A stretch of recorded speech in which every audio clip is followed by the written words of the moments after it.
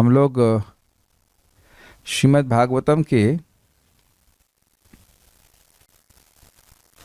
तीसरे स्कंद के 5वें अध्याय के 40वें श्लोक को देख रहे हैं। और ये सृष्टि के तत्वों के नियामक देवताओं के द्वारा है। सृष्टि अभी हुई नहीं है। सृष्टि क्यों नहीं हुई है? क्योंकि सभी लोग अलग अलग चल रहे हैं, अभी कोऑपरेट नहीं कर रहे हैं। आकाश है, जल है, सब कुछ है, लेकिन एक साथ अभी मिल नहीं पा रहे हैं। और एक साथ मिल करके हार्मोनी के द्वारा सृष्टि करने के लिए वे प्रार्थना कर रहे हैं भगवान से। तो पिछले ये दूसरा श्लोक है उस प्रार्थना का, और हमने पहले श्लोक में क्या सुना था उसको मैं देखता हूँ। पहले श्लोक मतलब ऑफ दिस प्रेयर्स। देवा उचुहु नमामते देव पदारविंदम प्रपन्नतापोपशमात पत्रम यन्मूलकेता यतयोंजसोरूर संसार दुखम बहिरुत्क्षिपन्ति।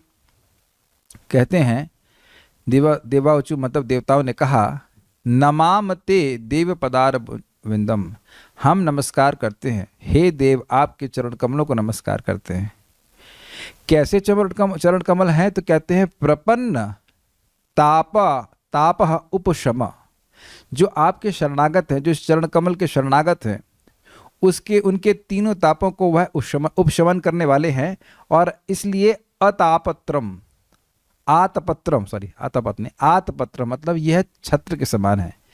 जैसे हर व्यक्ति जहाँ इस समय आप रिलेट कर सकते हैं, इस समय 47 डिग्री टेम्परेचर चल रहा है, तो जो लोगों को गर्मी नहीं अच्छी लगती है तो जहाँ भी जाएंगे उनको घाम लगता है, सूर्य का ताप लगता है, जहाँ भी जा रहे हैं वहाँ घाम लग रहा है, तो वो छत्र लगा लेते हैं तो ऊपर के जो ताप है उसका वह निवारण कर देता है। तो जैसे एक छत्र हर जगह जाकर के हर समय ताप का निवारण करता है, ऐसे ही जो भगवान के चरण कमलों की शरण लेते हैं उनके तापों का निवारण भगवान करते हैं। बहुत सुंदर बात कही जा रही है। खुद अच्छा तो भगवान को ताप लगेगा नहीं, लेकिन छाता खुद धूप सहन करता है और अपने शरण में आए व्यक्ति को छांव प्रदान करता है। ऑल दो ये बात इसलिए सही नहीं है क्योंकि भगवान को ताप लगता नहीं है, लेकिन निरंतर ताप से बचाने के अर्थ में बताया गया। और उसको एक सिद्धांत के द्वारा बता रहे हैं कि यन मूल केता, जिन चरणों के तलवे को, मूल को, केता अर्थात अपना आश्रय, अपना घर, अपना निकेत बनाए हुए, यतया मतलब जो यत्न कर रहे हैं, अपने मन को भगवान में लगाने का यत्न कर रहे हैं, वे अंजसा बड़ी आसानी से उरु मतलब बहुत बड़े विशाल संसार के दुख को, बार बार जन्म लेने के दुख को बहिरुत्क्षिपन्ति बहुत दूर से ही त्याग देते हैं। अब जो ऐसा नहीं करते हैं उनके बारे में बता रहे हैं। देखिए ये शैली तो आपने कई बार सुनी है, ये करोगे यानी अन्वय मुख से कहना, ये भाषा समझ लीजिए। अन्वय मुख से कहना मतलब पॉजिटिव इंजेक्शन कहना, ये करोगे तो ये लाभ होगा। क्या सुना आपने? भगवान की शरण में जो जाते हैं उनके तापों को भगवान नष्ट कर देते हैं। अच्छा नहीं करेंगे तब क्या होगा? हम सभी लोगों को ये दोनों बातें समझनी होती हैं। करोगे तो ये होगा और नहीं करोगे तो ये होगा, तब जाकर के थोड़ी बुद्धि बनती है, जो करना चाहिए उसको करते हैं। अगर ये कहे कि कर लीजिए और नहीं करने से भी चलेगा तो हम क्या करेंगे? नहीं करेंगे। Do you agree with this? कोई ऐसा ढीठ है जो ऐसा ना करता हो? Anyone please raise hand. जब तक ये कह दें कि ये करोगे तो ये होगा और ये नहीं करो और ये नहीं करोगे तो ये हो जाएगा, तब तक हम नहीं करने वाले हैं। क्योंकि हम लोग की एक बीमारी, उसका नाम है स्वैर आचरण। हम बस वही करना चाहते हैं जो हम करना चाहते हैं। We have learn like this. ऐसे ही बचपन से आज तक यही सीखते हैं, ये करोगे तो ये मिलेगा और ये नहीं करोगे तो ये हो जाएगा, वो हो जाएगा, तब जाके व्यक्ति करता है। आपको याद है कभी कभी घरों में पर्चे बांट देता था, ये पर्चा आपने पढ़ लिया, अब अगर आपने इसके 100 पर्चे और नहीं बांटे तो आपके संग ये हो जाएगा, वो हो जाएगा। हमने कभी नहीं बांटे और कभी कुछ नहीं हुआ। ऐसा पढ़े आपने? अकस्मात बांट देते हैं वो लोग। आजकल ये सब व्हाट्सएप पे लगा है। तो यही ऐसे कहते हैं अन्वय और व्यतिरेक मुख। अन्वय मुख मतलब करोगे तो ये लाभ होगा, तो ये आप इस श्लोक में देख रहे हैं। और व्यतिरेक मुख से वो समझा रहे हैं। तो व्यतिरेक मुख से क्या समझा रहे हैं? देखिए इस श्लोक में 40th में कि जो व्यक्ति, हे विधाता, जो व्यक्ति आपके चरण कमलों की शरण नहीं लेता है वो कहीं भी जाए तो उसके ताप नष्ट नहीं होते। This is brilliant.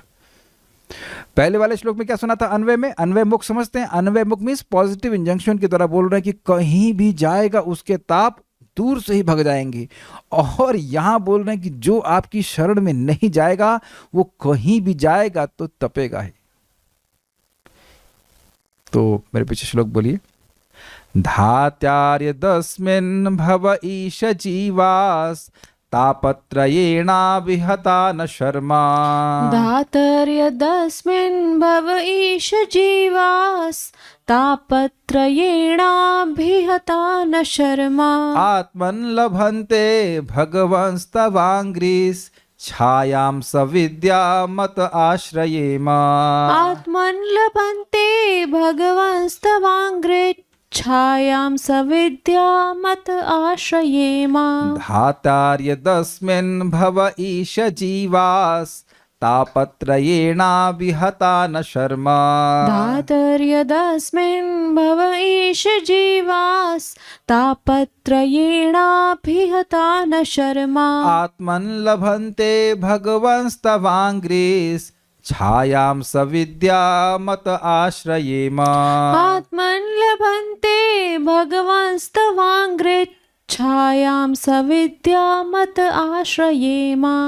धातार्यदस्मिन् भव ईश जैवा तापस्त्रयेणा विहता न शर्मा। धातर्यदस्मिन् भव ईश जीवास् तापत्रयेणाभिहता न शर्मा। आत्मन् लभन्ते भगवंस्तवाङ्घ्रिस् छायां सविद्या मत आश्रयेम। आत्मन् लभन्ते भगवंस्तवाङ्घ्रिस् छायां सविद्या मत आश्रयेम।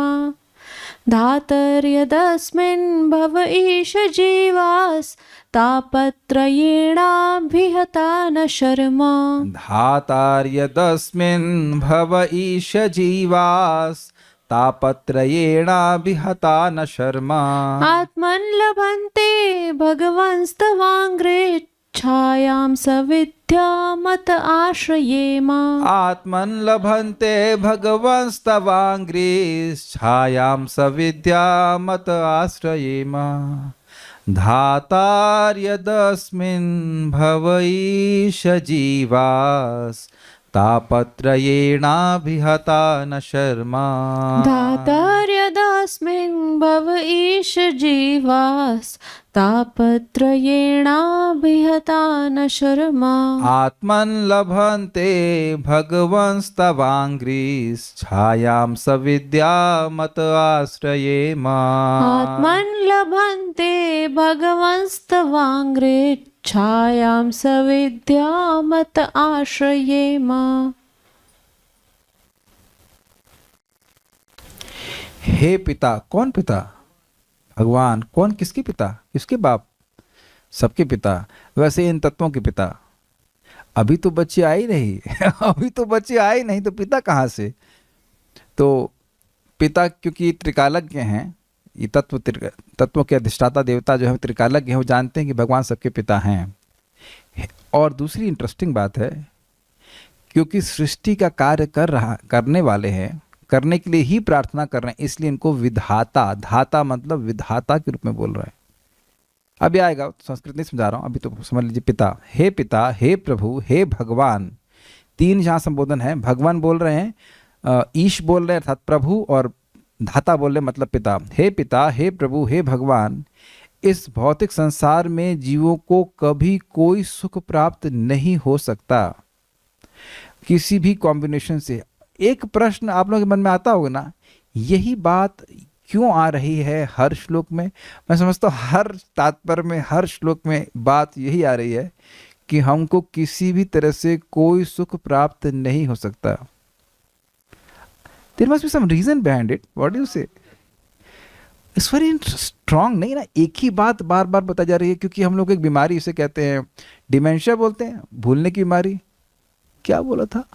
क्योंकि दरवाजे के बाहर निकल के ही व्यक्ति प्लानिंग करना शुरू कर देगा, अच्छा अभी मुझे सुख कैसे मिल सकता है। अरे क्लास वास की बात वहीं छोड़ दी जाए, क्लास की बात वहीं क्लास तक रहती है, ऐसा नहीं। लाइक दिस, क्योंकि वे 3 प्रकार के कष्टों से अभिभूत रहते हैं। अभिभूत का मतलब होता है दबे रहते हैं। एक कष्ट समाप्त हुआ तो दूसरा कष्ट शुरू। जैसे अभी हम कार्यक्रम के लिए गए थे तो बहुत सुंदर स्थान दिया गया था रहने के लिए, लेकिन उसमें कुछ और गेस्ट भी थे। क्या नाम था उनका? मच्छर। Oh yes yes yes. तो वहाँ तो भैया बिजली का पावर प्लांट ही है, तो बिजली तो नहीं कटेगी। जैसे हमारे घर में बिजली काटते हैं, पता है, बड़े स्मार्ट है। 10 बजे काटते हैं, 1 बजे देते हैं। हाँ, नहीं कहा वही तो सोने का टाइम है। तो एनीवेज, तो यहाँ अलग प्रकार का ताप है। वही गर्मी आ रही है, आधिदैविक ताप मिल रहा है, इस चीज़ को दूर नहीं कर पा रहा है क्योंकि बिजली नहीं चल आ रही है। वहाँ बिजली आ रही है तो कहते अरे अरे माँ कह रही तुम सोओगे, तुम आराम से सोना चाहते हो। अरे तो यहाँ तो कुछ और भी डायरेक्टर है ना जो पड़े हुए हैं। मच्छर भिन्न भिन्न भिन्न भिन्न भिन्न भिन्न प्रकार के मच्छर जो आप में परेशान करते रहते हैं। तो अब आप नोटिस कीजिए कि एक ताप को हमने कुछ हद तक शमित किया तो इतने में दूसरा ताप खड़ा हो जाता है। हमारी भी सेवा कीजिए। अच्छा, इनको खत्म किया तो फिर तीसरा ताप, मतलब 3 ताप में राउंड अबाउट वे में कोई इधर से थप्पड़ मारता है, इधर सहलाता है व्यक्ति अपना, उधर से थप्पड़ पड़ता है, फिर इधर सहलाता है तो पीछे से थप्पड़ पड़ता है। कभी देखा है आपने बुली करते हुए? बुली मीन्स तो 3-4 लड़के खड़े हो जाएंगे, इधर से थप्पड़ मारेगा, उधर देखेगा तो उधर थप्पड़ मारेगा, इधर थप्पड़ मारेगा। इस प्रकार से हम लोग निरंतर अभिभूत रहते हैं। और अगर गंभीरता से देखिए तो पूरा जीवन का संघर्ष एक ताप से दूसरे ताप तक, जैसे एक ब्रांच से दूसरे ब्रांच में बंदर कूदता रहता है, ऐसे ही संघर्ष में बीत जाता है।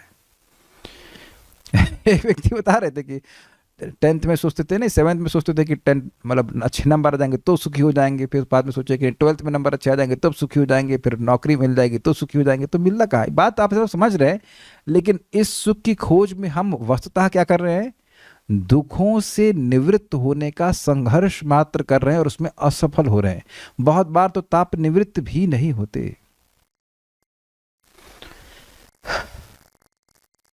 ये काउंसलिंग करके इनको बहुत मालूम चल जाता है कि व्हाट्सएप पे व्यक्ति अपना कितना भी सुंदर मुस्कुराता हुआ चेहरा रखे, लेकिन उसके खोदेंगे थोड़ा सा उसके जीवन में तो किसी को पेट खराब है, किसी को पॉलिटिक्स से डील करना पड़ रहा है। Constant anxiety, constant anxiety. देखिए अभी टीका में बड़ी सुंदर बात आएगी। हम लोग स्वरूप भूत रूप से सुखी हैं। कहां है वो सुख? क्या मेरी बात समझ में आई? We are self happy, we don't need happiness from outside. मैं जब वो टीकाओं को पढ़ रहा था तो मैं बहुत शॉक हो रहा था कि अरे बाप रे, ये क्या बात बोल रहा है। अब अच्छा ये बता दीजिए, आप लोग नहीं सोचते कि भोजन से सुख मिल जाएगा? सब परे हो गए। निद्रा से और अन्य चीजों के बारे में हम नहीं चर्चा करना चाहते। Who can say this? और ये सुख हम बाहर ढूंढ रहे हैं। क्यों? क्योंकि अपना जो सुख वास्तविक है वो मिल ही नहीं रहा है, गायब हो गया है। यही तो बहुत दुर्गति की स्थिति है। क्या है अपना सुख, जरा बताइए। तो इस समय आप ये बातें कई बार सुन चुके होंगे, लेकिन विचार करेंगे तो एकदम हिल जाएगा कि अरे हाँ यार, हम तो अपने सुख के बारे में कुछ भी नहीं जानते। Nothing at all. We don't know about our own happiness which is self manifesting. जो हमसे स्वयं प्रकट हो वह भी नहीं जानते, हमसे छीन लिया गया है। Very interesting. तो कह रहे हैं कि ये दबे रहते हैं। प्रभुपाद जी इसी बात को कहते हैं कि तुम जब करते रहोगे तब तुमको समझ में आएगा कि एक दिन तुम्हें समझ में आएगा तुम कितने पतित हो, तुम्हारा कितना नुकसान हो गया। जैसे कि मान लीजिए किसी के पास बहुत बड़ी मणि है और वो खो जाए और उसका वो मूल्य जानता हो, जब वो मूल्य जानेगा तब समझेगा अरे मेरा इतना बड़ा मूल्यवान वस्तु खो गया था। Before we go forward, how many of can, हमें से कोई नहीं कह सकता कि हम अपने सुख का अनुभव कर रहे हैं जो हमारे स्वरूप से प्रकट हो रहा हो। Very far. एक बात बड़ी सुंदर बता रहे थे सच्चिदानंद महाराज, और कह रहे थे कि मान लीजिए आपको एक रूम में बंद कर दिया जाए, खाने पीने की व्यवस्था है जो ठीक है, लेकिन कब तक रहेंगे आप अकेले? 1 घंटा जब कर लेंगे, फिर 2 घंटा, 3। तो आप देख सकते हैं कि हम लोग अभी सेल्फ एफल्जेंट सुख से बहुत दूर हैं। एक प्रश्न पूछ रहे हैं भक्त, अपना सुख क्या है? यही तो बोल रहा हूं कि हम लोग अपने सुख से पूर्णतः अनभिज्ञ हैं। जैसे सूर्य की रोशनी में स्वतः प्रकाश होता है कि नहीं होता है? सूर्य से आ रहा होता है और उसमें भी रोशनी होती है। तो अब वैसा ही प्रकाश आत्मा का है। तभी तो ब्रह्मभूत अवस्था में कहा जाता है ना शोचती ना कांक्षती, कुछ भी नहीं, किसी भी चीज के लिए शोक नहीं करता, किसी भी चीज के लिए आकांक्षा नहीं करता। At least we are hearing about this, we are hearing about ourselves. हम अपने बारे में सुन रहे हैं। ये बहुत बहुत बड़ी बात है, बहुत बड़ी दुर्गति है। ये चाहिए मिल जाएगा, वो मिल जाएगा, ये मिल जाएगा। जब तक ये भावना आ रही है कि ये मिल जाएगा और मैं सुखी हो जाऊंगा, मतलब मैं सुखी नहीं हूं। जैसे मैं अभी भोजन करके आया हूं, तो अब कुछ भी खिलाइए मैं नहीं खाने वाला, एटलीस्ट अभी अभी अभी अभी अभी हम हमेशा के नहीं बोल रहे हैं, लेकिन अभी तो बिल्कुल नहीं, बिल्कुल नहीं खाने वाले, बिल्कुल पेट भरा हुआ है, तो एकदम संतुष्ट है फॉर एटलीस्ट 2-3 आवर्स और नाइट 8 आवर्स। तो एक एग्जाम्पल दी जा रहा है। तो आत्मा से जब अपने आप में जो सुख मिलता है, आत्मा को अपने रियलाइजेशन मिलता है, तो वो सुखी हो जाता है, और वह सुख इंद्रियों जनित नहीं होता। अब जब प्रश्न किया गया कि अपना सुख क्या होता है, तो कैसे समझाया जाए इस बात को? नहीं समझा सकते, क्योंकि हम लोग सुख की धारणा कहाँ करते हैं? इंद्रियों का संपर्क जब उनके विषय से होगा तो उसे सुख कहते हैं। ये एक अमेजिंग लाइन है, बहुत अच्छा श्लोक है ये। आप बताइए सुख, चलिए भक्ति के बारे में अभी अब मत बात करिए, सुखी कैसे होंगे?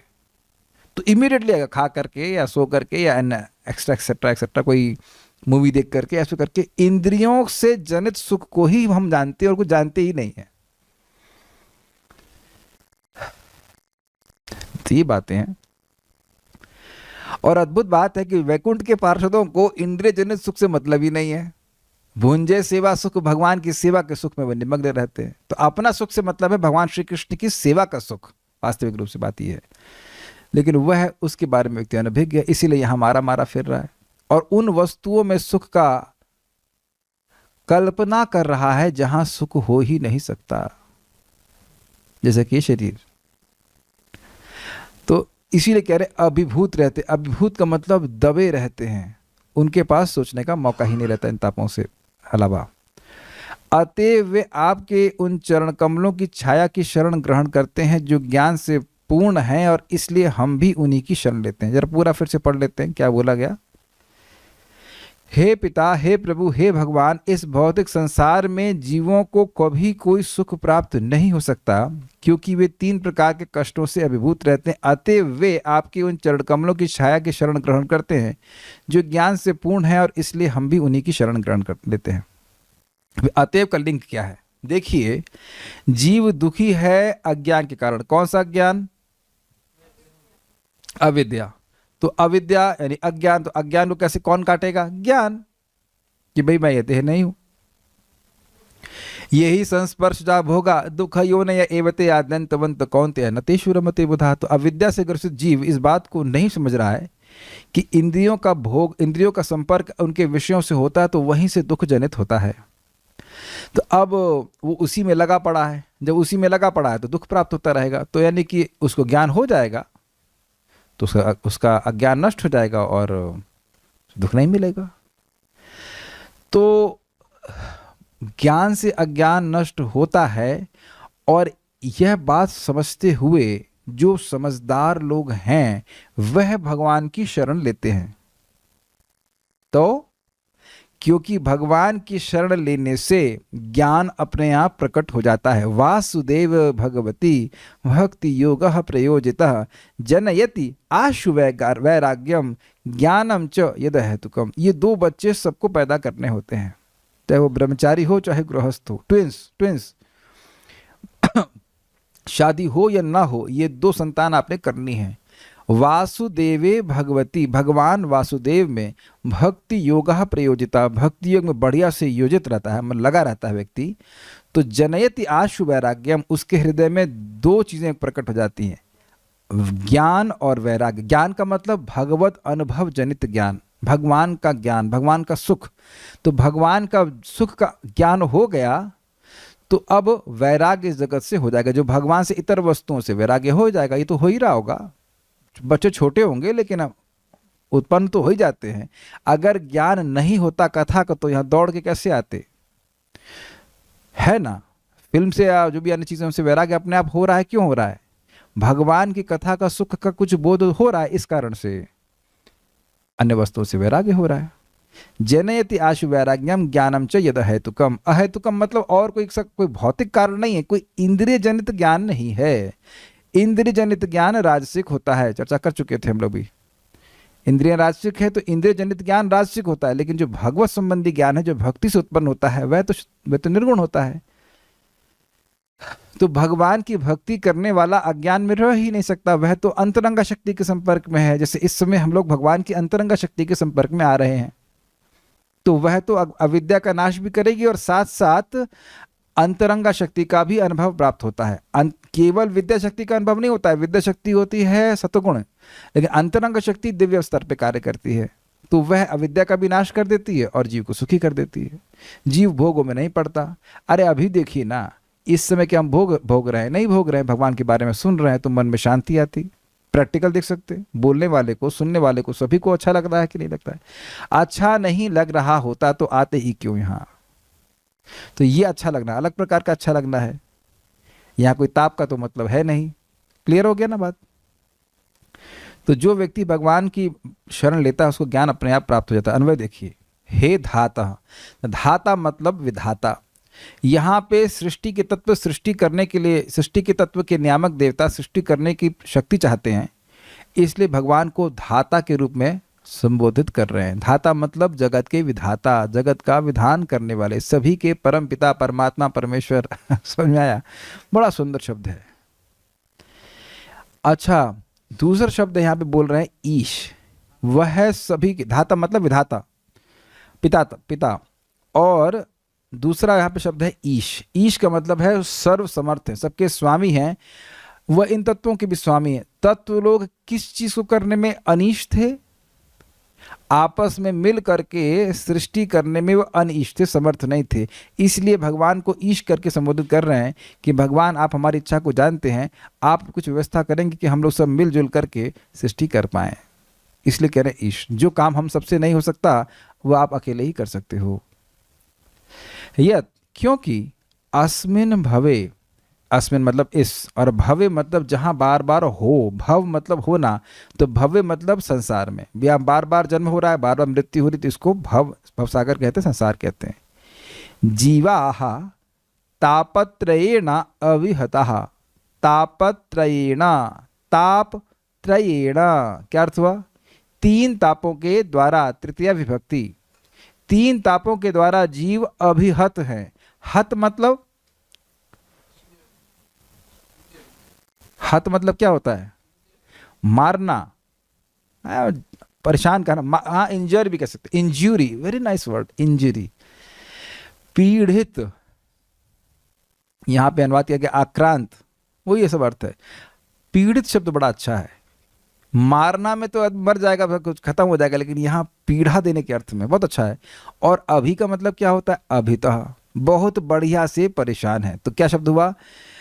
एक यतः, क्योंकि इस जगत में सभी जीव तीन प्रकार के तापों से बहुत अच्छे प्रकार से परेशान हैं। जीव आध्यात्मिक, आदिदैविक तथा आदिभौतिक तीनों तापों से सदैव आक्रांत हैं, लगातार हैं। एक वक्त कह रहे हैं घायल है, हाँ घायल भी, ठीक है।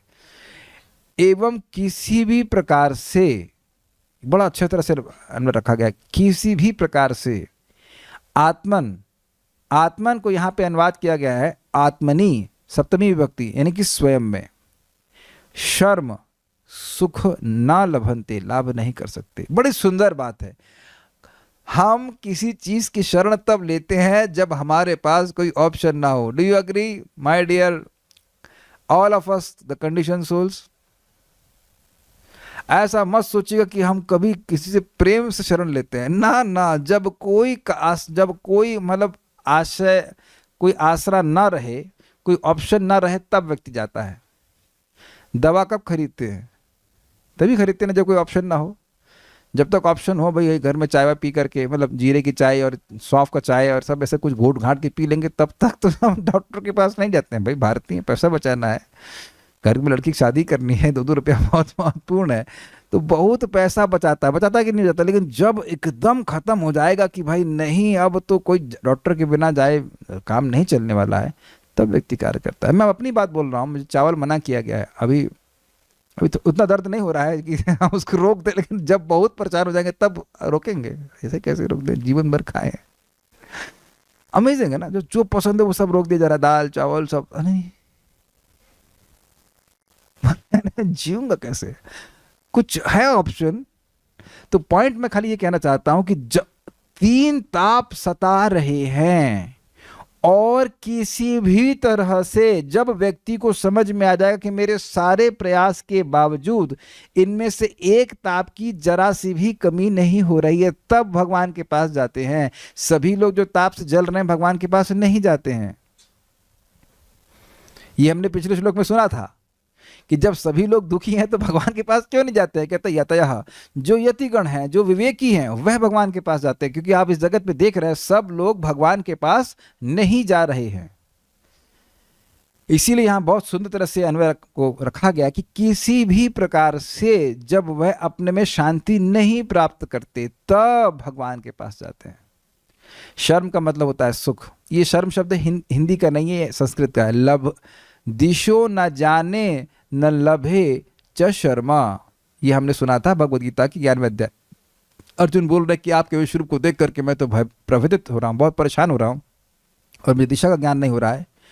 दिशो न जाने न लभे च शर्मा, मैं दिशा का ज्ञान नहीं बोध कर पा रहा हूँ और मेरे को कहीं शांति नहीं मिल रही है, सुख नहीं मिल रहा है।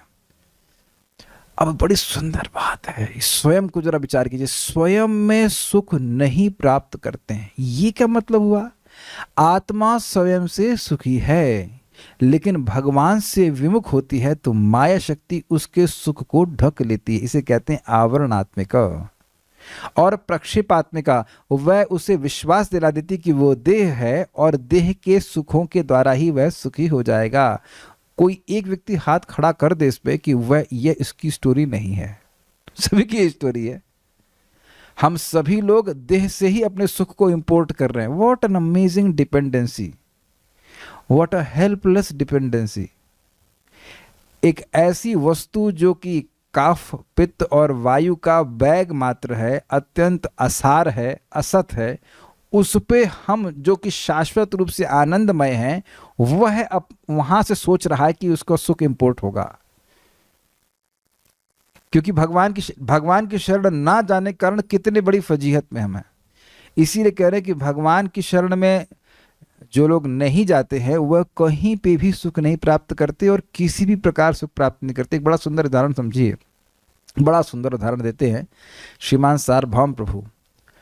वो कह रहे हैं कि देखिए, मान लीजिए कि आपके जूते बहुत अच्छे हैं लेकिन जूते के अंदर कंकड़ है।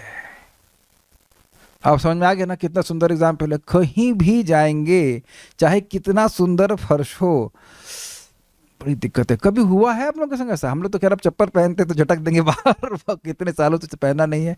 कभी बाहर जाते हैं तब याद आता, अरे हम तो घर वाली चप्पल पहन के ही घूम लिए। इट इज लाइक दैट, इतना ध्यान नहीं देते हम लोग। लेकिन याद है वो दिन जब आप जूता पहन के निकले और अंदर कोई छोटा सा कंकड़ था, जहां जा रहे हैं, कहीं पार्टी में जाए, कहीं जा रहे हैं, you feel very uncomfortable.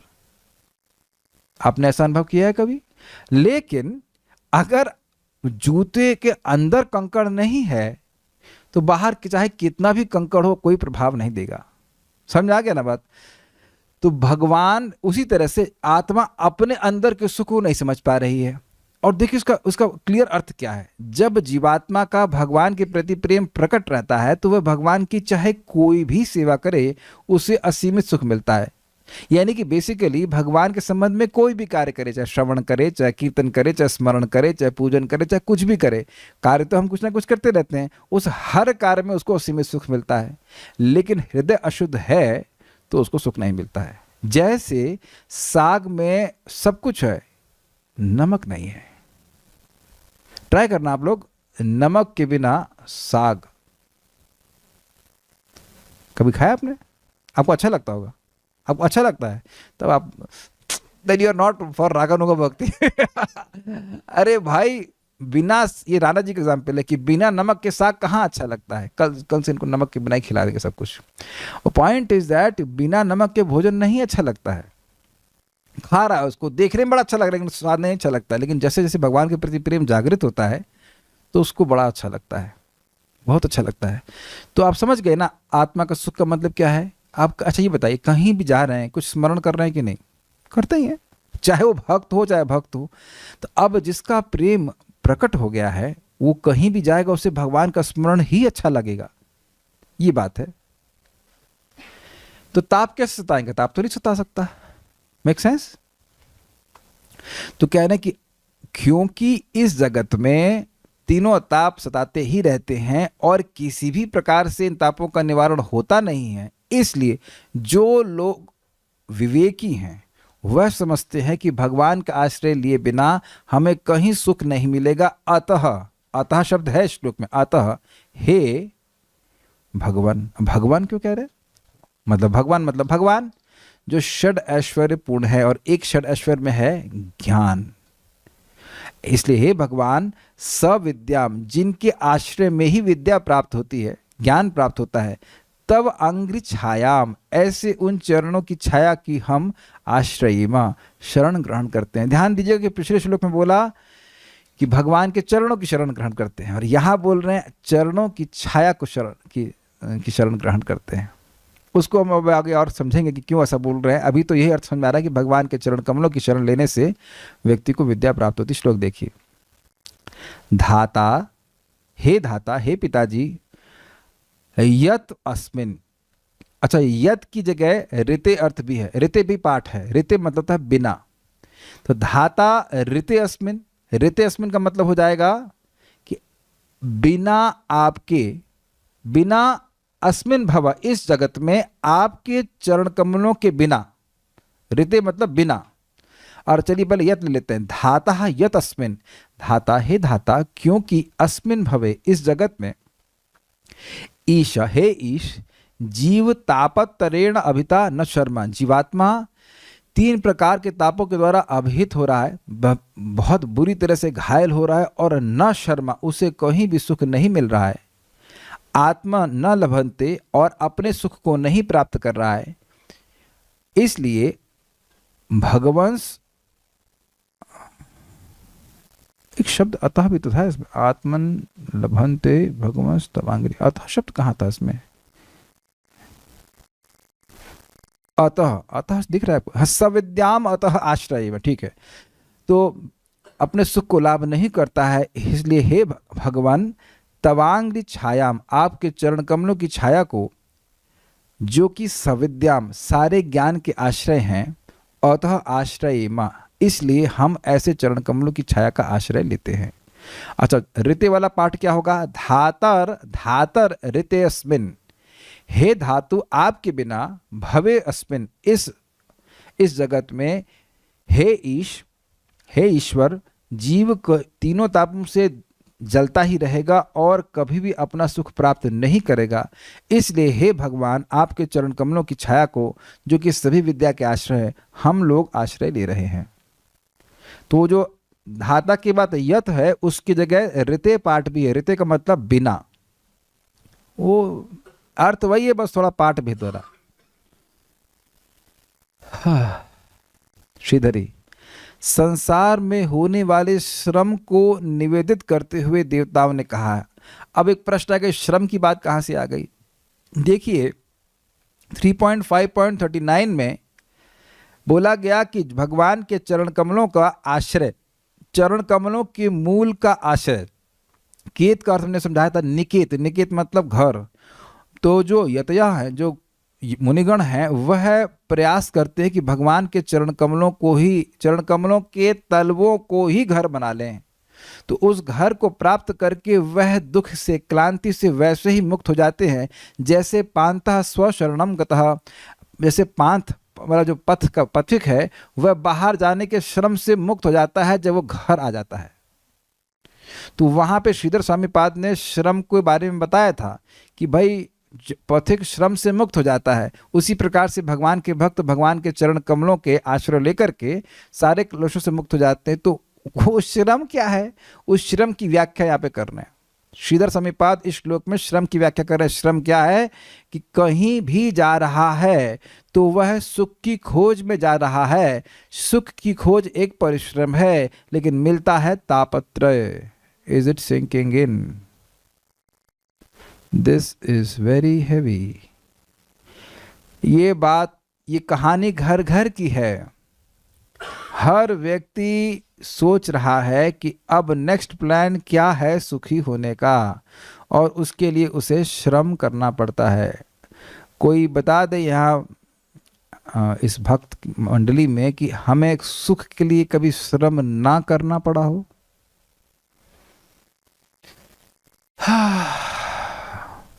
Is very thoughtful. आपको इस जगत में सुख के लिए श्रम करना ही पड़ता है, हम सबको करना पड़ता है।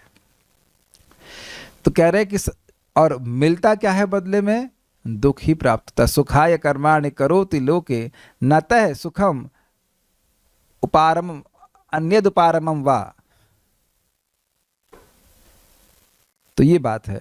तो संसार में होने वाले श्रम को निवेदित करते हुए देवताओं ने कहा, क्या श्रम हो रहा है कि जहां भी जा रहा है वो सुख के लिए जा रहा है, लेकिन मिल रहा है केवल दुख। जैसे बेचारा कोई डिप्रेस आदमी हो, कहीं जा रहा है तो झापड़ ही पड़ रहा है, वो सोचेगा यहाँ से प्रेम मिलेगा, वहां से भी झापड़ मिल रहा है। ये स्थिति है। हे धातः अर्थात हे संपूर्ण जगत के पिता, संपूर्ण जगत की सृष्टि करने वाले, क्योंकि संसारी जीव संसार में उपलब्ध होने वाले 3 प्रकार के संतापों से संतप्त रहते हैं, उन लोगों को आत्मन, ब्रैकेट में आत्मनि लिखा गया है। क्यों? आत्मन मतलब आत्मनि नहीं होता, लेकिन यहाँ पे आत्मन का अर्थ आत्मनि लिया गया है। चारों ने इस प्रकार से समझाया। आत्मनि का मतलब सप्तमी विभक्ति, अर्थात आत्मा में, अपनी आत्मा में, अर्थात अपनी आत्मा में बिल्कुल शांति नहीं प्राप्त होती है। यहाँ पे आत्माओं का अर्थ है कलेक्टिवली ले लिया गया, नहीं तो हमारी आत्मा केवल एक ही होती है। मेरी आत्मा केवल मेरी आत्मा है। अच्छा, अब आत्मन शब्द को संबोधन में भी ग्रहण कर सकते हैं। आत्मन का अर्थ आत्मनि दिया गया है श्री स्वामी के बाद के द्वारा, और वह उसको अथवा करके कहते हैं, ये संबोधन के अर्थ में भी है। मतलब हे परमात्मन, हे आत्मन, उसे कहीं सुख नहीं मिलता है। समझ पा रहे हैं या नहीं समझ पा रहे हैं? श्लोक देखिए वापस। पहली लाइन क्लियर है, धाता, हे ईश, आपको छोड़कर, क्या फिर कह सकते हैं क्योंकि इस जगत में जीव तीनों तापों से तापित है, दुखी है, और शर्मा सुख नहीं प्राप्त कर रहा है, इसलिए हे आत्मन, हे परमात्मा, समझ आ रहा है? हे परमात्मा, हे भगवान, आपके चरण कमलों की छाया का आश्रय हम लेते हैं, जो छाया सभी ज्ञान का आश्रय स्वरूप है। कुछ ग्रहण कर पा रहे हैं? आत्मन शब्द को आत्मनि ले सकते हैं, तब अर्थ होगा कि आत्मनि शर्मम न लभन्ते, आत्मा में जो सुख है उसको नहीं प्राप्त करता है जीव। और दूसरा अर्थ है आत्मन को संबोधन में लेंगे कि हे परमात्मा, वह कहीं सुख प्राप्त नहीं करता है। Is it sinking?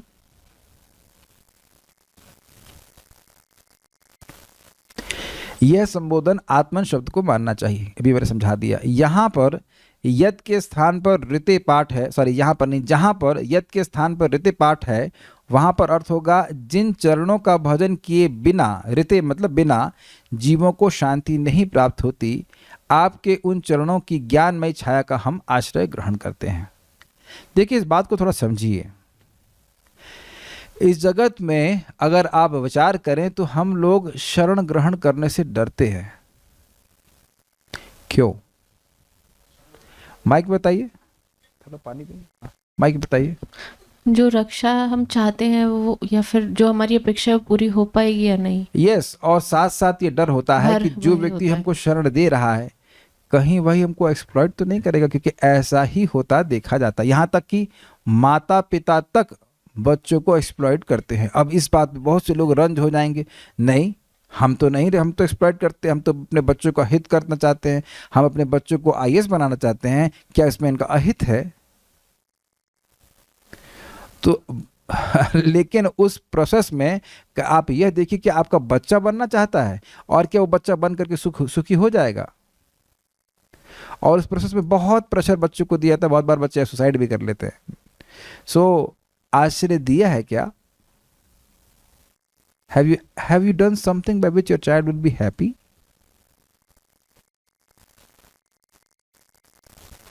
That's a big question, नहीं? You don't ask. हाँ, अगर लड़का वो पैसे भेजता रहता तो must be happy ना? अगर वो 20-30 हज़ार रुपये भेज रहा है तो उसके पास भी अधिक पैसे होंगे तो वो तो सुखी होगा ना। दैट्स अ गुड इक्वेशन, नहीं?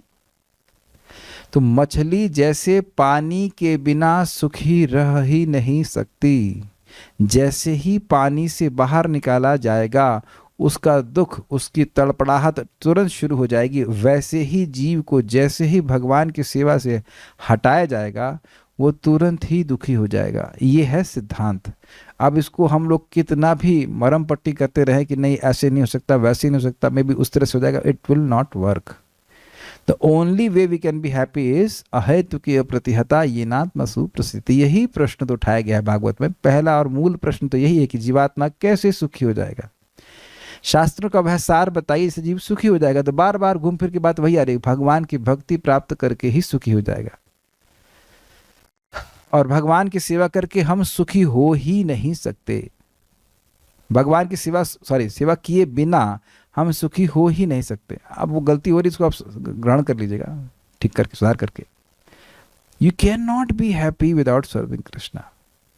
अपितु जैसे ही हमारा संकल्प बनता है कि मैं भोग करूंगा या करूंगी किसी भी रूप में, तो उसी समय माया तुरंत अपने तीनों तापों में से किसी एक को एक्टिवेट करती, इसे जाके दुख दो।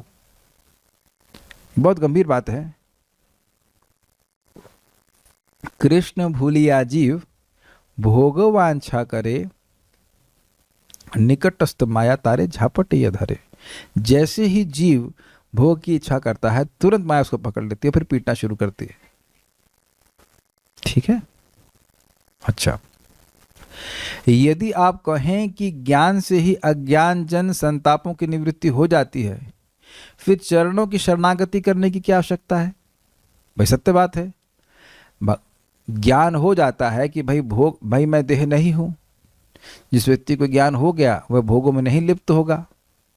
जब भोगों में लिप्त नहीं होगा तो फिर उसको दुख नहीं प्राप्त होंगे। तो भगवान ही मान लो कहें कि अरे भाई ज्ञान से अज्ञान जन संतापों की निवृत्ति हो जाती, तो मेरे चरणों की शरण ग्रहण करने की क्या जरूरत है? तो इसके उत्तर में देवताओं ने कहा सविद्याम, अर्थात आपके चरणों को ही शरण रूप से अपनाने से ज्ञान की प्राप्ति होती है, अतएव हम लोग उनकी शरणागति करते हैं। अब एक बड़ी सुंदर बात है, सविद्याम मतलब, माइक में बताइए, सही बोल रही हैं आप, बोलिए। विद्या सहित। अविद्या मतलब अविद्या, विद्या रहित। Very good, simple. अविद्या मतलब विद्या रहित और सविद्या मतलब विद्या सहित। समझ में आ गया? भगवान के चरण में अपने आप विद्या रहती है। विद्या रहती है। जो भी भगवान की भक्ति करता है, चरण का मतलब भगवान की भक्ति करता है, उसके हृदय में ज्ञान प्रकाशित हो जाता है। जैसे सुंदर सा बात बताई जाती है, एक भक्त कवि कहते हैं कि भगवान का नाम देहली दीपक न्याय के अनुसार ज्ञान प्रकाशित करता है। क्या इसका अर्थ है? जैसे एक देहली होती है, मतलब किचन है और इधर रूम है खाने का, तो बीच में आप दीपक रख दें तो दोनों तरफ प्रकाश हो जाता है। उसी तरह अगर जीभ पर राम भगवान का नाम आ रहा है, राम कृष्ण गोविंद मुकुंद आ रहा है, तो बाहर भी ज्ञान हो जाता है और अंदर भी ज्ञान हो जाता है। यानी भगवान का नाम ज्ञान प्रकाश करने की सहज शक्ति से युक्त है। हरे कृष्णा कृष्ण कृष्ण हरे हरे, हरे राम राम राम हरे हरे। यह आप प्रैक्टिकल देख लो कि जो लोग जाप नहीं करते उन्हें भागवत भी कुछ समझ में नहीं आती है। कभी कभी लोग सोच सकते हैं कि हाँ हमको भागवत समझ में आ रही है, लेकिन जाप नहीं करेंगे तो भागवत भी समझ में नहीं आएगी।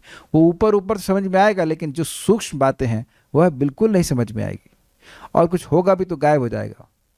इसीलिए हम दोनों ही बातें कह रहे हैं। भगवान का नाम जप भी करना चाहिए, मैं ही नहीं कह रहा हूँ, शास्त्र कह रहे हैं, और कथा भी सुननी चाहिए। एक बात महत्वपूर्ण है तो दूसरी बात महत्वपूर्ण नहीं है, ऐसा नहीं है। सुबह जप करें, शाम को कथा सुनिए, दिस इज वेरी गुड। जप करते हैं तो कथा सुनने की शक्ति प्राप्त होती है, कथा सुनते हैं तो जप करने की शक्ति प्राप्त होती है। Simple. We become more enthused to chant Hare Krishna. अब एक बहुत सुंदर बात यहाँ पे कह दी है, शायद आपने नोटिस नहीं किया होगा। आपके चरणों को ही शरण रूप से अपनाने से ज्ञान की प्राप्ति होती है। नोटिस किया आपने? यानी कि जो भगवान की भक्ति नहीं करता उसे वास्तविक ज्ञान प्राप्त हो ही नहीं सकता। वास्तविक ज्ञान क्या है? भगवत संबंधी, भगवान से हर जीवात्मा का संबंध है। तो जो कोई साधना करके इतना ज्ञान इकट्ठा कर लिया कि वह ये समझ रहा है कि वो भगवान है, तब वह टोटल अज्ञान में चला गया। ये नेरविंदाक्ष विमुक्त मानिनस त्वय्यस्त भावाद विशुद्ध बुद्धये आरुह्य कृच्छेन परम पदम ततः पतंति नादृत युष्मत् पदांग्रह। कुछ लोग अन्य हैं जो भगवान की भक्ति नहीं करते, और यह भी देवताओं का ही कथन है। जब भगवान माँ के गर्भ में थे तो वह उनकी प्रार्थना कर रहे हैं, तो वहाँ भगवान से कहते हैं कि कुछ अन्य लोग हैं जो आपकी शरण नहीं लेते। अन्य मतलब एक्स्ट्रा बेवकूफ़ लोग। ये ने रविंदाक्ष विमुक्त मानिनस, हे अरविंदाक्ष, हे कमल नयन, कुछ अन्य लोग हैं जो अपने को विमुक्त मानते हैं, मुक्त नहीं विशेष मुक्त मानते हैं। ये ने रविंदाक्ष विमुक्त मानिनस त्वय्यस्त भावाद अविशुद्ध बुद्ध, लेकिन आपके प्रति उनका भाव अस्त हो गया है। It's very interesting. जैसे आप देख रहे हैं भगवान का नाम जप करने से, कथा सुनने से आपका भाव भगवान के प्रति उदित हो रहा है, हमें कृष्ण की सेवा करनी है, और वह अपनी तपस्याओं के द्वारा क्या कर रहे हैं, भगवान के प्रति उनका भाव अस्त होता जा हो ही गया, खत्म। कहाँ है अस्त? जैसे कहाँ है सूर्य, जैसे इस समय सूर्य अस्त है, सूर्य कहाँ है? कहाँ है सूर्य? कहीं नहीं दिख रहे। उसी तरह उन्हें भगवान का यश कहीं नहीं दिखता, भगवान का महत्व अपने जीवन में कहीं नहीं दिखता, वो तो खुद ही भगवान बन जाते हैं। इसीलिए तो विमुक्त मानिनस त्वयस्त भावाद अविशुद्ध बुद्ध है, और उनकी बुद्धि अविशुद्ध है। फिर आरुह्य कृच्छेन परम पदम ततः, वह परम पद की प्राप्ति भी करते हैं बहुत तपस्या करके भी, फिर भी पतंति नादृत युष्मत् पदांग्रह, आपके चरण कमलों के अनादर करने के कारण फिर से गिर जाते हैं, फिर भवबंधन में पड़ जाते हैं, फिर अस्पताल खोलने लगते हैं इस भ्रम रूपी जगत में। अगर मैं कहूं कि मेरा बड़ा सपना आया आज रात में, मैंने एक अस्पताल खोला, what is the value of that hospital? कौन विज्ञापन देने के लिए स्पॉन्सर करेगा कि प्रभु जी ने अस्पताल का सपना देखा है, उसके लिए स्पॉन्सरशिप दो? कभी आप सोच सकते हैं कि मैं इसके लिए ऐसे बोलने वाला हूँ कि मैं स्वप्न में कुछ कर रहा हूँ, उसके लिए स्पॉन्सर कीजिए? तो कहेंगे, आप लोग कह सकते हैं हाँ तो हम लोग स्पॉन्सर भी स्वप्न में ही कर देंगे, है ना? और यहाँ ये लोग बोलते हैं जगत सब स्वप्न है, स्वप्न है, स्वप्न है, तो फिर हॉस्पिटल काय के लिए खोल रहे तुम? और खोल भी रहे हो तो तुम इतना फिर अहंकार करते हो कि हम कल्याण कर रहे हैं, ये कर रहे हैं, वो कर रहे हैं, स्वप्न ही तो देख रहे हो। तो पॉइंट इज दैट, क्योंकि जीवात्मा कभी सेवा किए बिना रह नहीं सकता, और भगवान की सेवा हुई नहीं क्योंकि भगवान की सेवा का ज्ञान था नहीं, तो अब फिर इसी भौतिक जगत में गिर जाते हैं। समझ गए ना बात? इसलिए वास्तविक ज्ञान है कि जीव अपनी वास्तविक स्थिति को समझे। जब तक वह नहीं समझ रहा है, वह वास्तविक ज्ञान में स्थित ही नहीं हुआ, चाहे कितनी भी तपस्या कर ले। तो यही बात बोल रहे हैं कि ऐसा नहीं है, और इस श्लोक से आपको ऐसा सुनना भी नहीं चाहिए कि भगवान की शरण लेने से भी ज्ञान मिल जाता है, और नहीं लेने से भी अब तपस्या करके ज्ञान मिल जाता है। यह श्लोक नहीं बोल रहा है। यह श्लोक नहीं बोल रहा है कि आप भगवान की भक्ति न भी करो तो भी ज्ञान मिल जाएगा, ऐसा नहीं बोल रहा है। श्लोक ये बोल रहा है कि भगवान कुछ भी कर ले, आपकी शरण नहीं लेगा तो उसके ताप नहीं जाएंगे, उसको ताप मिलते ही रहेंगे, इसलिए वह आपकी शरण में आता है। ये सच्चे ज्ञान का लक्षण है, ये ज्ञान का लक्षण है। उसे ज्ञान हो गया कि तीनों तापों से बचने की एकमात्र दवा ये है कि मुझे भगवान की शरण लेनी चाहिए। ये ज्ञान है कि नहीं है? देखिए, अभी मैंने एक कौतूहलवश में एक सन्यासी के बारे में पढ़ रहा था कि मतलब उनकी लाइफ के बारे में, तो वो निर्विशेषवादी, तो पंचाग्नि विद्या होती है ना, 5 प्रकार की अग्नि जला के अपनी तपस्या करते हैं, तो वो तो ताप बढ़ा रहे हैं। हम लोग भी अग्नि जलाते हैं भोजन बनाने के लिए, भगवान के लिए, तपने के लिए नहीं। तो क्या इस प्रकार के ताप से उनको बोध हो जाएगा कि वह कृष्ण के नम्र सेवकों के सेवक हैं? कभी नहीं होगा। समझ गए? इसका मतलब है कि तथाकथित रूप से वह ज्ञानी होते हुए भी अज्ञानी। और एक प्रमाण, प्रकाशानंद सरस्वती 60,000 सन्यासी के गुरु जी हैं, और महाप्रभु कीर्तन कर रहे हैं और उनको वह भाव अकेली कह रहे हैं। यही है ना ज्ञान की पराकाष्ठा। What a misfortune. तो प्लीज मैं इस बात को फिर से हैमर कर रहा हूं, समझा रहा हूं कि भगवान की भक्ति किए बिना चाहे कोई व्यक्ति कितना भी तपस्या कर ले, उसे ज्ञान हुआ ही नहीं, क्योंकि अगर वह ज्ञानी होता तो भगवान की शरण में आता। प्रमाण बहुनाम जन्मनाम अंते ज्ञानवान माम प्रपद्यते, बिल्कुल स्पष्ट है गीता के अनुसार। अगर कोई ज्ञानवान है बहुत जन्मों के बाद भी, तब वह भगवान की शरण में आया है। और भगवान की शरण मतलब भगवान की सेवा कर रहा है। जो भगवान की सेवा नहीं कर रहा है उसे अभी ज्ञान नहीं हुआ, उसको अभी और जन्म लेने होंगे, वह मुक्त नहीं हुआ। वेरी ब्यूटिफुल श्लोक। तो यानी कि भगवान की शरणागति को स्वीकार करना ही वास्तविक ज्ञान का परिचय है, वास्तविक कल्याण का परिचय है, ज्ञान का परिचय है। मेरी बीमारी इस दवा से ही जाएगी, दिस इज कॉल्ड नॉलेज। बुखार हो रखा है और मैं लूज मोशन की दवा खाता रहूं तो मेरा दिमाग लूज हो जाएगा ना, पागलपन कहा जाएगा कि नहीं कहा जाएगा। तो उसी प्रकार से जब व्यक्ति समझे कि भाई ये मेरी माया है, भगवान क्षमा कीजिएगा, भगवान कह रहे हैं कि उनकी माया है, हमारे उस अर्थ में अर्थ, ये मेरी माया नहीं है, वो तेरी माया है, कृष्ण की माया है, और मैं उनका विरोध करूंगा तो वो पीटेगी, अलग अलग प्रकार से पीटेगी। और यह भी माया का पीटना ही है कि जब मैं अपने आप को भगवान कहने लग जाऊं या मानने लग जाऊं, तो only way I can get out of this Quagmire, बोलते हैं क्या बोलते, लैबिरिंथ, लैबिरिंथ बोलते हैं, भूल भुलैया है ना, क्वैगमायर या लैबिरिंथ, ये भूल भुलैया से बाहर आने का एकमात्र तरीका है कि मैं कृष्ण की शरण लूं। लेकिन नहीं समझ में आता लोगों को। यही तो प्रपात कहते हैं, ये लोग नेति नेति करते रहेंगे और हम लोग एक रसगुल्ला प्रपात खाए खाए रसगुल्ला खा के भगवान के पास चले जाएंगे। This knowledge they can not understand. इस संबंध में आपको बात समझ में आ गई होगी। हम सारा दर्शन पढ़ के फिर रुकेंगे, कल बाकी पढ़ाएंगे। संसार दुख का मूल अज्ञान है, अपने स्वरूप का ज्ञान, एवं ज्ञान द्वारा ही उसका उपशमन हो जाता है। तब क्या ज्ञानी जन दुखों से मुक्ति पा सकते हैं? मान लो ये कहे तो इस पर यह श्लोक वर्णन करता है कि भक्ति ही एकमात्र साधना है, एवं आपके चरण कमलों का भजन किए बिना जीवात्मा को अस्मिन भवे अर्थात संसार में आत्मन अर्थात आत्मनि अर्थात स्वयं के भीतर शर्म अर्थात शांति प्राप्त नहीं हो सकती, भले ही वह सविद्या अर्थात ज्ञान से ही युक्त क्यों ना हो। मतलब वो समझता रहे कि भाई मैं आत्मा हूं, मैं देह नहीं हूं, लेकिन भगवान का भजन किए बिना वह सुखी नहीं हो सकता, कुछ नहीं मिलेगा उन्हें, कुछ नहीं मिल पाएगा।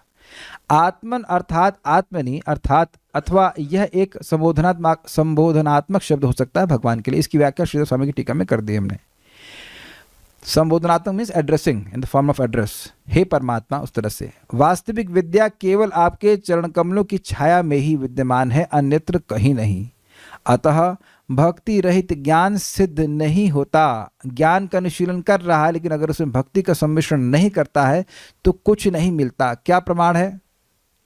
ये ब्रह्मा जी का प्रमाण है। इस पर बोलते हैं, श्रेयाश्रितिम भक्ति मुदस्यते विभो क्लिश्यन्ति ये केवल बोधलब्धये तेषामसौ क्लेशल एव शिष्यते नान्यद यथा स्थूल तुषावघाति नाम। तो कह रहे हैं कि हे भगवान, श्रेयाश्रितिम भक्ति मुदस्यते विभो, हे विभो, हे सर्वसमर्थ, हे कृष्ण, आपके भक्ति के मार्ग को, जो परम श्रेय का मार्ग है, उसको कोई त्याग देता है और केवल क्लिश्यन्ति ये केवल बोध लब्धये, ज्ञान की प्राप्ति के लिए खूब कलेश उठाता है, खूब तपस्या करता है, तो क्या मिलता है उसे कहते हैं क्लेश। तेषाम असौ क्लेशल एव शिष्यते, उनको केवल क्लेश ही बचता है, वो क्लेश ही स्वीकार करते हैं और फल में उनको क्लेश ही मिलता है। समझ में नहीं आया क्या? उदाहरण दीजिए। तो कहते हैं ना अन्यद यथा स्थूल तुषावघाति नाम, कोई कह रहे हैं उनको क्लेश ही बचता है, कुछ और मिलता नहीं। जैसे, आप तो संस्कृत समझने लगे, वेरी गुड, जैसे कि तूष, बहुत, वो तूष मतलब चावल का जो छिलका होता है, वो पर्वत प्रमाण चावल का छिलका है, उसको कोई पीट रहा है, ये सोचते हैं कि उसे चावल मिल जाए तो दो चार दाने जो चावल के होंगे वह भी पिस जाएंगे। समझ में आया? तो भगवान की भक्ति को छोड़ करके जो निर्विशेष ब्रह्म अनुसंधान कर रहा है उससे कुछ मिलने वाला ही नहीं है।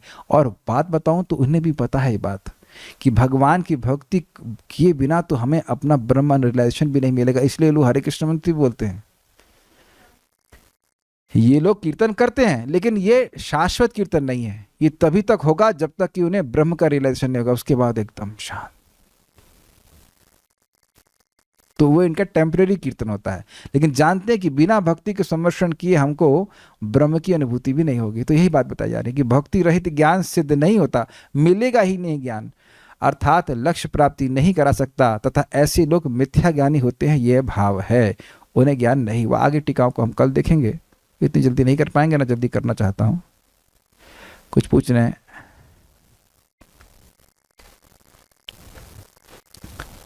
ये सब सुनने के बाद कुछ भी भौतिक करने का मन नहीं करता है।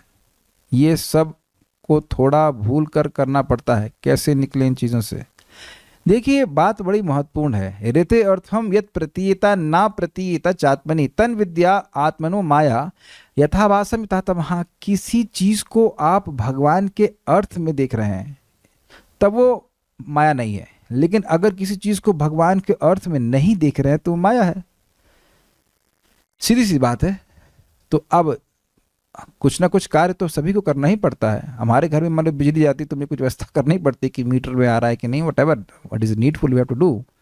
लेकिन उसका संबंध भगवान की सेवा से है। अब हम मान लो बिजली नहीं आएगी तो सो नहीं पाऊंगा तो उठ नहीं पाऊंगा, तो फिर सुबह सोऊंगा। फिर सुबह तो वैसे भी काफ़ी अच्छा मौसम रहता है सोने के लिए, है ना। तो आपको कुछ ना कुछ मैनेजमेंट तो करना ही पड़ेगा ना। अग्रीड? ये मच्छर आ रहा है तो आपको मच्छरदानी लगानी पड़ेगी। So being in material world you have to do certain things, लेकिन भगवान के संबंध में देखने का प्रयास करना चाहिए।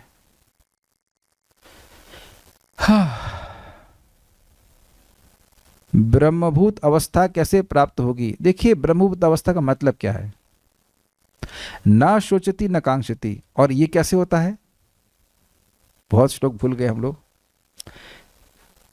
तव तव विक्रीडितं कृष्णा नृणां परम मंगलम कर्णपीयूषमास्वाद्य तजन्ति अन्य स्पृहाम जन।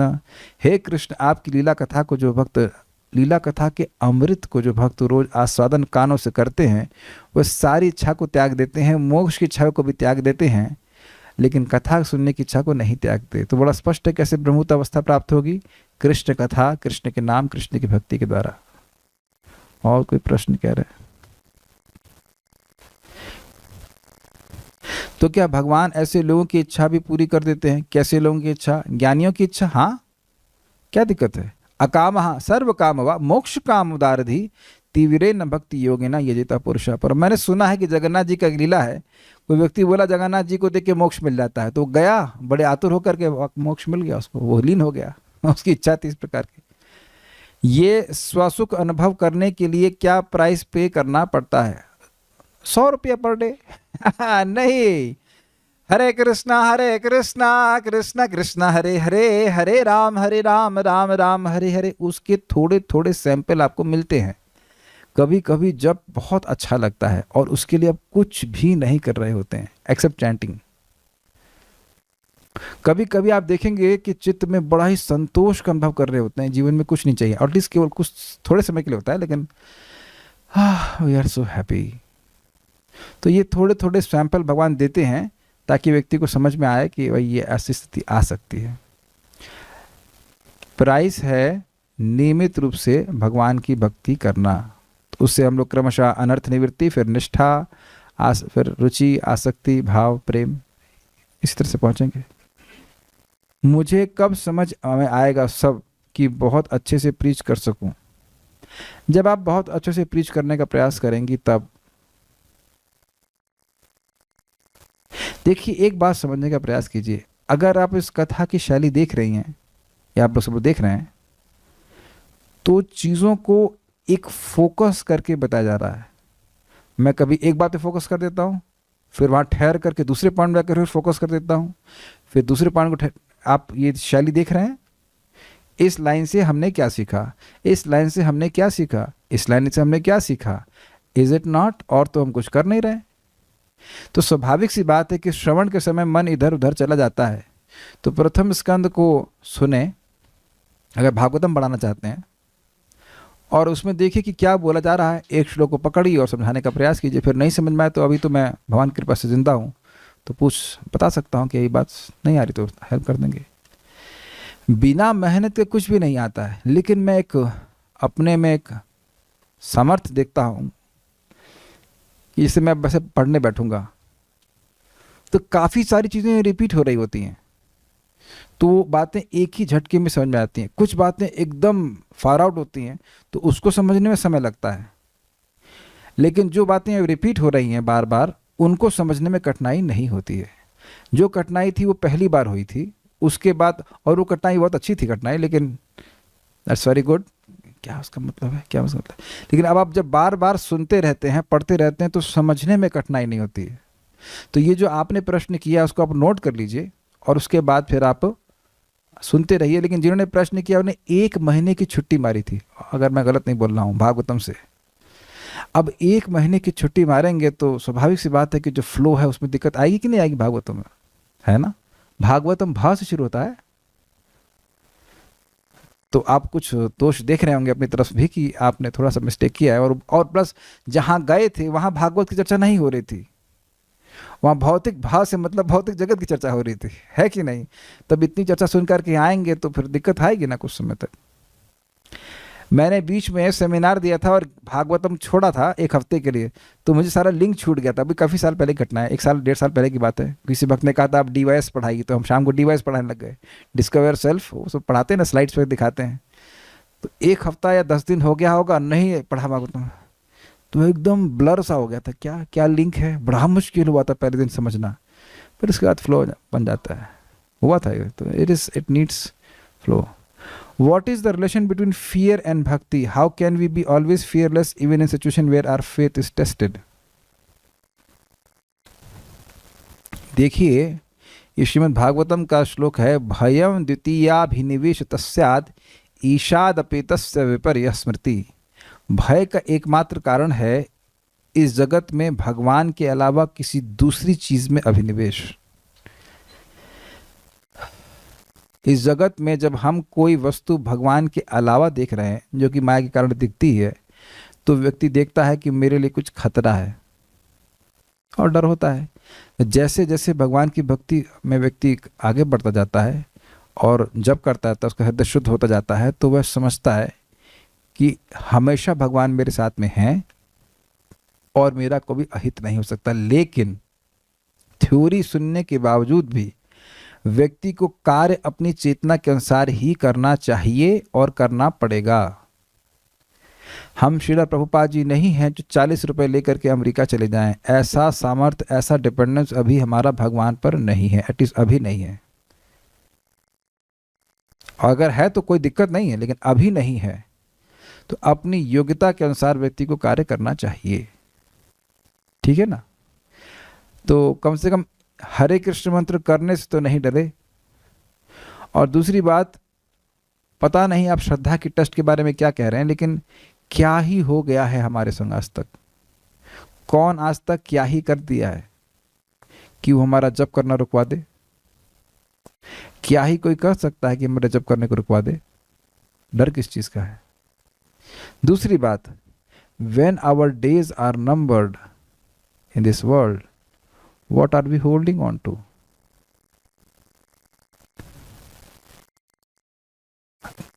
ये सब समझ में आया? चाहे कितना भी धन हो, चाहे कुछ भी हो, हम सबको पता है कि हम यहाँ हमेशा नहीं रहने वाले हैं, चाहे अच्छी अवस्था में हो चाहे बुरी अवस्था में हो। तो आपको भय किस बात का? जब छोड़ना ही है तो भयभीत होते हैं। जब ट्रेन में जाते हैं तो पता है ना कि 1 घंटे के लिए 2 घंटे के लिए है कि नहीं। वहाँ झगड़ा भी कर लेते, मेरा मेरा बर्थ कर लेते, चलो कर लिया, लेकिन पता है कि अब 1 घंटे के बाद 3 घंटे के बाद छोड़ना है ना। प्रैक्टिकल, अभी हम लोग जहाँ पे गए थे तो हमको बहुत अच्छी व्यवस्था दी गई थी रुकने के लिए, लेकिन हमको पता है कि केवल 2 ही दिन रुकना है यहाँ। तब तो वस्तुतः भय का कारण हमारी अनावश्यक भौतिक आसक्ति है। तो श्रीमद् भागवतम के श्रवण से शोक, मोह और भय का नाश होता है। हमें मालूम रहता है कि जगत हमारा नहीं है और ना ही हम ना ये जगत हमारा है, ना हम जगत के हैं, और ना जगत हमारे लायक है और ना हम जगत के लायक हैं। Then what is the point of fear? तो अपने आवश्यक जो कार्य हो करे, भयभीत हो। अच्छा, और दूसरी बात, भयभीत होने से होना भी तो कुछ नहीं है। मान लो आज ही मरना है, तब क्या करेंगे आप? बताइए, क्या करेंगे आप? और एक और सूत्र है, जितना भक्ति करेंगे, जितना पवित्र जीवन जिएंगे, भय नहीं रहेगा। पाप करेंगे तो तुरंत भय होगा। कभी चेक करना, जब भी कभी पाप करेंगे भय हो जाएगा, अरे इसका कहीं मुझे दंड तो नहीं मिलेगा, ये होगा ही। तो जितना व्यक्ति अगर भक्ति करेगा, शुद्ध जीवन जिएगा, उसको वह भय से मुक्त होता चला जाएगा। Will stop now. आप पूछ रहे हैं, बोलिए।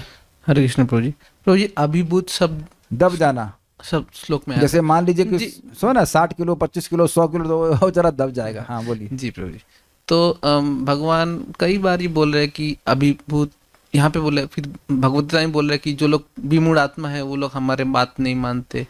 और फिर भगवान जी ये भी बोल रहे हैं कि बहु नाम जन्म नाम मंत्र जैसे। Yes. तो भगवान एक तरफ बोल रहे हैं कि जो लोग विमूढ़ है वो लोग हमारे बात नहीं मानते, फिर बोल रहे बहु नाम, बहु दिन बाद वो व्यक्ति मानेगा। तो फिर मतलब वो व्यक्ति नहीं मानेगा। जो ज्ञानवान, जो भगवान की शरण में आ रहा है, वह बहुत जन्मों के बाद मानेगा, ये नहीं कह रहे हैं। जो ज्ञानवान है वह समझेगा कि भगवान सब कुछ है। जो ज्ञान का अनुशीलन कर रहा है कि भाई आत्मा क्या है, परमात्मा क्या है, वह जाकर समझेगा एक दिन कि भगवान सब कुछ है। जो बेवकूफ है वो कितने जन्मों तक बेवकूफ बने रहेंगे और कोई भरोसा नहीं है। लेकिन ऐसे मूर्ख भी अगर भगवान के भक्तों की शरण में आ जाते हैं तो वह भी समझ जाते हैं कि वासुदेव सर्वमिति स महात्मा दुर्लभ। That's a fact. जगाई मधाई प्रैक्टिकल एग्जाम्पल है। उनको कई जन्म नहीं लगते। जगाई मधाई एक ही जन्म में, एक ही क्षण में समझ गए कि कृष्ण ही सब कुछ है। From next day they were pure devotees. भक्तों की संगति बहुत शक्तिशाली है। ठीक है, so will stop here, it's quite some time now. Shrimad Bhagavatam की जय, श्रील प्रभुपाद की जय, निताय गौर प्रेमानंदे।